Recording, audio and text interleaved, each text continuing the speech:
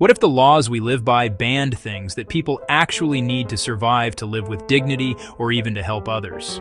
It sounds crazy, right? But today, we're going to count down 10 banned but needed activities. We're going to explore some of the most intense and complicated debates out there, where laws and basic human needs are in a total tug-of-war. This is going to be a wild ride, and you won't believe some of the things on this list. Kicking off our list at number 10 is one of the most debated topics on the planet: sex work. In most places around the world, buying or selling sexual services is completely illegal. Governments create these laws to fight human trafficking, exploitation, and what they see as a moral problem. The goal is to protect people and uphold certain community values. It's a massive legal web designed to shut the entire industry down.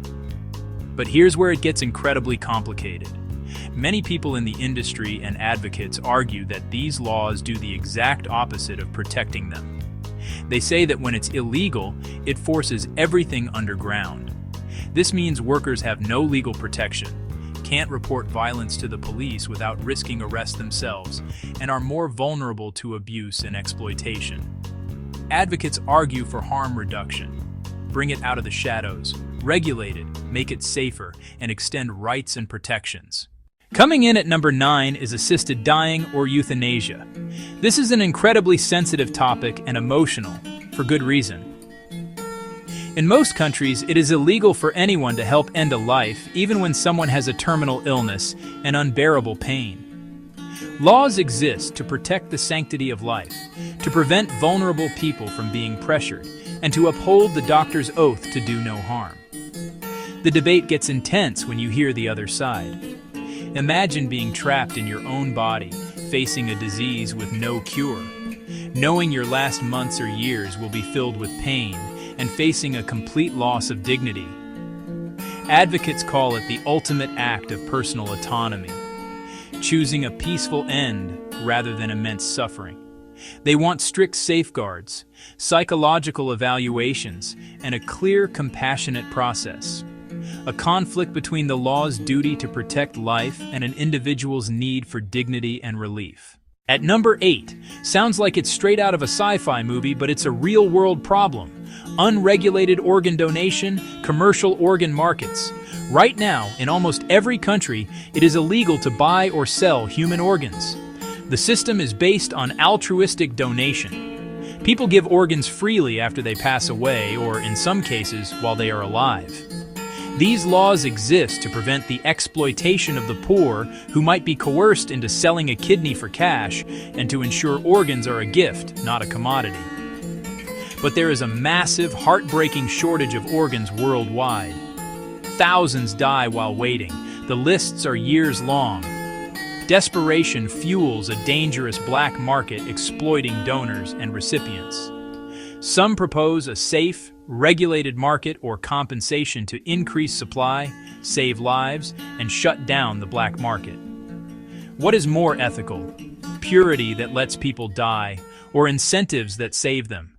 For number 7, let's talk about the right to protect yourself. We're looking at self-defense weapons that are prohibited in certain places, specific types of knives, pepper spray, or even total bans on firearms. Governments put these laws in place with a very clear goal: public safety. Reduce violent crime, prevent accidents, keep communities safer. However, there's a huge tension here. What happens when you feel unsafe? For many, personal protection feels fundamental. They argue bans disarm law-abiding citizens while criminals ignore laws, and that they should lawfully carry tools for defense. We're just explaining both sides of this intense argument. Halfway through our list at number 6, we have 2 issues that are born from poverty: illegal street vending, informal housing, often called squatting. In many cities, permits and strict zoning control where you can sell, and occupying a building without permission is illegal. These rules aim at public order, health standards, and property rights. But what if you can't afford permits or rent, can't find work, and shelters are full? For many, vending feeds their family. Squatting seeks a roof when options are gone. Advocates want simpler permits and to convert abandoned properties into housing, Treat it as poverty, not crime. Cracking our top 5 is number 5, home births, unlicensed midwives, doulas. In many places, only licensed clinicians can assist labor. These regulations are about safety and emergency readiness. Families seek autonomy and a personal experience, avoiding impersonal settings for a warm home environment. For others, cultural or spiritual practices guide their choice. They trust community midwives with generational knowledge, even without state licenses. It's a conflict between state safety regulation and a family's need for a birth that feels right, physically, emotionally, culturally. Regulation versus autonomy. At number 4, growing certain plants, like cannabis, for personal medicinal use, where it's still illegal. Decades of strict laws classify them as dangerous with no medical value to fight abuse and trafficking. But for many patients, this isn't about getting high, it's about relief from chronic pain, seizures, chemonausea, and more. They've tried legal meds, nothing helped. Growing a few plants becomes a desperate act to regain quality of life. The clash, prohibition versus the human need to ease suffering. It's complicated and deeply personal. Chapter 8. Breaking into our top 3 is civil disobedience, like protesting without a permit. In most democracies you can protest, but with rules, permits, routes, not blocking traffic, to maintain safety and order. But what if the system you're protesting issues the permits?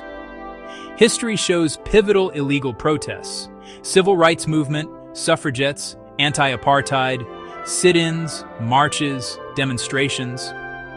The idea: when laws are unjust, citizens may have a higher duty to challenge them. Strategic, principled, sometimes risking arrest. It's a massive conflict between legal order and the moral case for fundamental rights. Chapter 9. Our runner-up at number 2 is sharing copyrighted material for education, or what some call piracy for learning. Copyright laws protect creators, authors, researchers, publishers, so they're paid. To read textbooks or journals, you legally buy them or use licensed libraries. This underpins creative and academic economies. But for many students and researchers worldwide, prices exceed budgets. Critical articles sit behind $1,000 paywalls. They argue access to knowledge is a right. Illegal downloads stem from desperation, not theft, fueling the open access debate. Is knowledge a commodity or a public good for progress? Chapter 10. And the number 1 banned but needed activity on our list is mutual aid distribution in restricted zones. Imagine a massive earthquake, a flood, a war zone. Governments and NGOs require permits and coordination to ensure fair, secure, and non-chaotic distribution. But when aid is slow or misses hardest-hit areas, ordinary people form mutual aid groups. They load food, water, medical supplies, entering restricted zones without permits to fill deadly gaps, accepting legal and physical risks. The gut-wrenching question: wait for permission or break rules to deliver life-saving help? So there you have it. These are 10 banned things that, in certain contexts, people still desperately need. From survival, safety, dignity, justice. We've seen how laws and fundamental human needs can clash.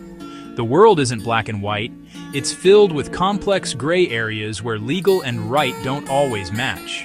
The goal today wasn't to give you answers, but to make you think. Quick disclaimer: this video is for informational and educational purposes only. It is not advice. Always follow your local laws. If you're dealing with serious issues, consult professionals, lawyers, doctors, social workers. Don't try to solve these problems by yourself. Your safety is the most important thing. We covered a lot fast, and I want to know what you think. Which one surprised you most? Let me know in the comments. If you learned something, hit like and subscribe.